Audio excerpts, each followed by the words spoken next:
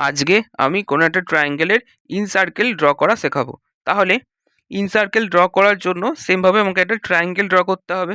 তাহলে আমি এখানে পেজ নাম্বার 178-এর 1-5টা করছি। এখানে একটা রাইট অ্যাঙ্গেল ট্রায়াঙ্গেল ড্র করতে বলেছে। এই রাইট অ্যাঙ্গেল ট্রায়াঙ্গেলটা আমি ড্র করে নিয়েছি, যেমন আগের ক্লাসে শিখেছিলাম তেমনভাবেই ট্রায়াঙ্গেলটা আমি ড্র করে নেবো। এরপর এখানে কীভাবে ইনসার্কেল ড্র করবো শুধু সেইটুকুনি আমি এখানে বলছি।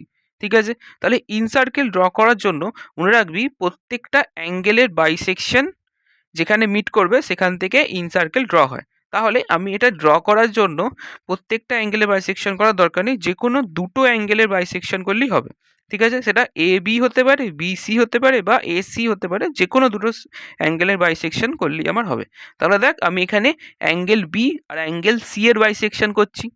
তাহলে অ্যাঙ্গেল বি আর অ্যাঙ্গেল সি এর বাইসেকশন করার জন্য প্রথমে যে কোনো একটা পয়েন্টে কম্পাসটা বসাবো। আমি এখানে সি পয়েন্টে কম্পাসটা বসিয়েছি।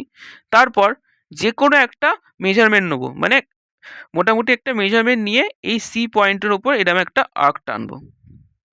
ঠিক আছে, পেছন দিকে নয়, এই সামনের দিকে এই অ্যাঙ্গেলটার ওপর একটা আর্ক টানবো।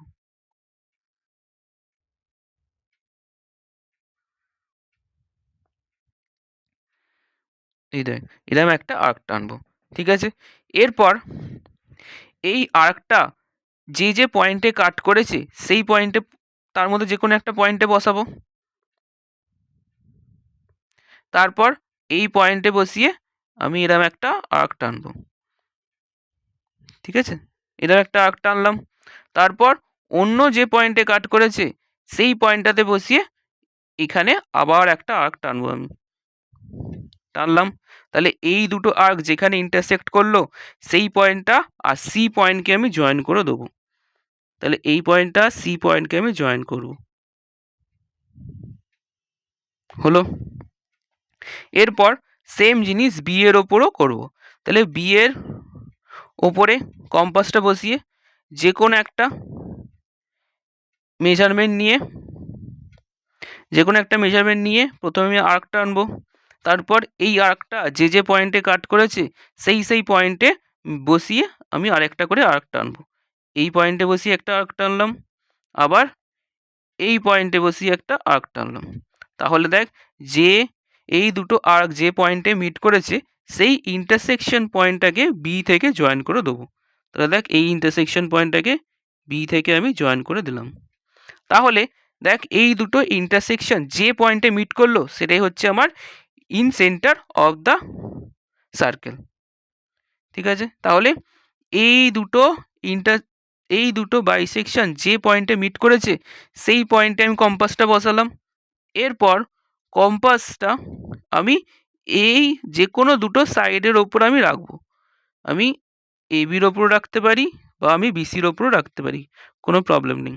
তাহলে দেখ, এই সাইডের ওপর যদি রাখি, যদি মনে করেন আমি এখানে এ বির ওপরে রেখেছি, তাহলে এই কম্পাসটা মেজারমেন্ট চেঞ্জ না করে যদি আমি এসির ওপরে রাখি তাহলেও দেখ একই ডিস্টেন্স হচ্ছে।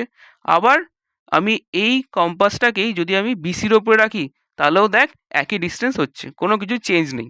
তাহলে এদের বাইসেকশনটা যেখানে মিট করেছে সেইখানে বসিয়ে আমি একটা সার্কেল ড্র করব।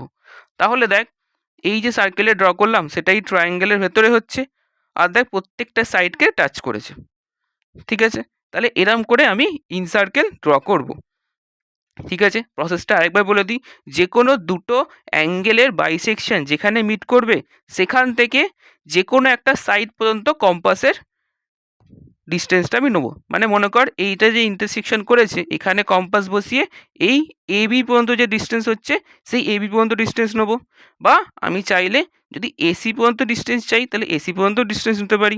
তাহলে এই এসি ডিস্টেন্সটা নিয়ে আমি কম্পাসটা চালাবো। তাহলে যে সার্কেলটা পাবো সেটাই হচ্ছে ইনসার্কেল অফ দ্য গিভেন ট্রায়াঙ্গেল। ঠিক আছে, তাহলে বাকিগুলো নর্মাল যেমন ট্রায়াঙ্গেল ড্র করতে হয় তেমন ট্রায়াঙ্গেল ড্র করব, তারপর এই প্রসেসে ইনসার্কেল ড্র করব। ঠিক আছে, আমি শুধু বেসিকটা বললাম, বাকিগুলো তোরা চেষ্টা করবি।